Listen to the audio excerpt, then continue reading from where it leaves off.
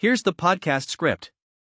Donald Trump turns 80 years old this Sunday, and the New York Times is out with a deep look at what that milestone means for the oldest president ever to be inaugurated. To mark the occasion, Trump has installed a massive mixed martial arts octagon on the south lawn of the White House. After watching the fight, he'll leave Washington in the middle of the night and fly to France for a diplomatic summit.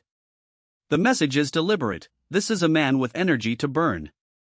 But the scrutiny isn't going away. A Reuters Ipsos poll from February found that nearly 6 in 10 Americans think Trump is growing more erratic.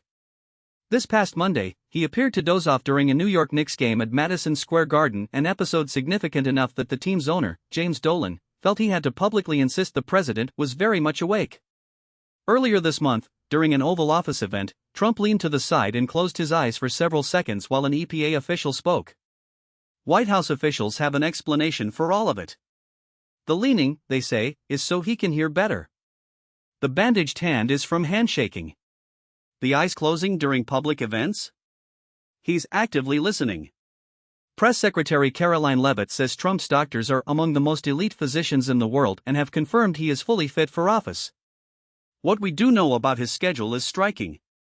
According to people familiar with his habits, Trump sleeps somewhere between 4 and 5 hours a night. He stays up late posting on Truth Social, sometimes up to 150 times in a single night, either himself or through an aide with access to his account. Between May 27 and June 10 alone, his account posted 387 times. His public events are largely clustered between noon and 4 in the afternoon, fewer than during his first term. The White House did release a 15-page internal schedule covering the period when Trump had no public events for nearly a week right after a physical at Walter Reed. That document shows days filled with phone calls and unscheduled meetings, often running past 7 or even 11 at night. On May 28 alone, he held 11 calls and 8 meetings.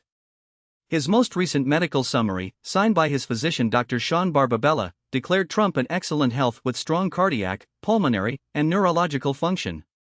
The report even used artificial intelligence to estimate his cardiac age as 14 years younger than his actual age.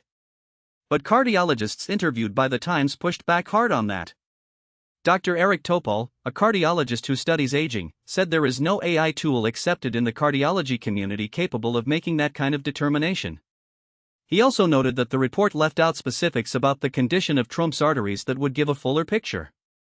Allies who've spent time with Trump recently say he seems largely unchanged, sharp, engaged, still himself. Tucker Carlson said he doesn't think Trump has missed a step, but added something telling: Trump is, in Carlson's words, really uncomfortable with the subject of aging and mortality.